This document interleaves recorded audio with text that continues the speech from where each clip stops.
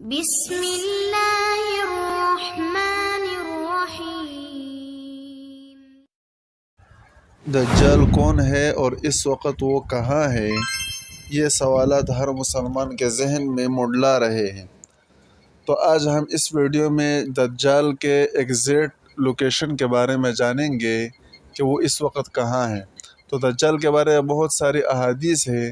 ایک حدیث میں آپ صلی اللہ علیہ وسلم نے ایگزیکٹ لوکیشن کے بارے میں فرمایا کہ کچھ صحابہ وہ آئے اور انہوں نے کہا کہ ہم سفر پر گئے تھے لیکن ہم راستہ بھٹک گئے، اور 1 مہینہ راستہ بھٹکنے کے بعد ہم ایک جزیرے پر پہنچے۔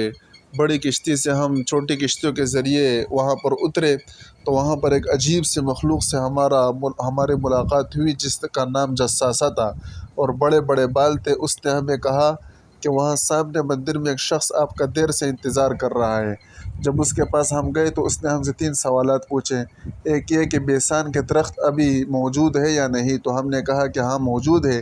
اس نے کہا کہ بہت جلد وہ وہاں سے ختم ہو جائیں گے۔ پھر کہا کہ بحیرہ طبریہ میں پانی ہے یا نہیں، ہم نے کہا کہ ہے۔ اس نے کہا کہ وہ بھی بہت جلد خشک ہو جائے گا۔ پھر کہا کہ آخری پیغمبر کے بارے میں بتاؤ کہ اس نے کیا کیا۔ ہم نے کہا کہ اس نے مکہ سے مدینہ ہجرت کی۔ کہا کہ اچھا وہ مدینہ یثرب آ چکا ہے۔ ہم نے کہا ہاں۔ کہا اب میں بتاتا ہوں کہ میں کون ہوں، میں ہوں دجال، اور میں بہت جلد اپنے قید سے آزاد ہو جاؤں گا۔ آپ صلی اللہ علیہ وسلم نے ارشاد فرمایا کہ اے لوگو، یہی مدینہ یثرب ہے۔ دجال نہ یمن میں ہے نہ شام میں ہے، بلکہ وہ مشرق میں ہے۔ دجال مشرق میں ہے تو مدینہ منورہ کے مشرق کی طرف لازمی بات ہے۔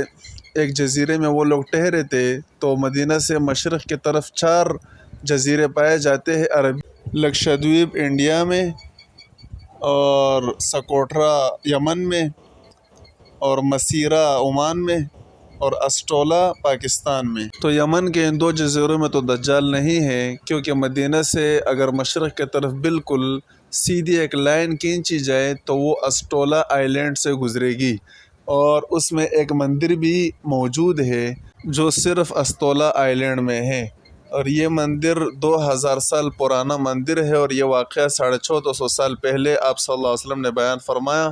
یہ مندر کالی ماتا کی مندر ہے جو ہندوؤں کی سب سے خطرناک اور خوفناک گوڈس ہے، جس کے بڑے بڑے بال بھی ہوتے ہیں، اور جساسہ کے ساتھ اس ہندوؤں کی اس دیوی کی بہت مشابہت پائی جاتی ہے۔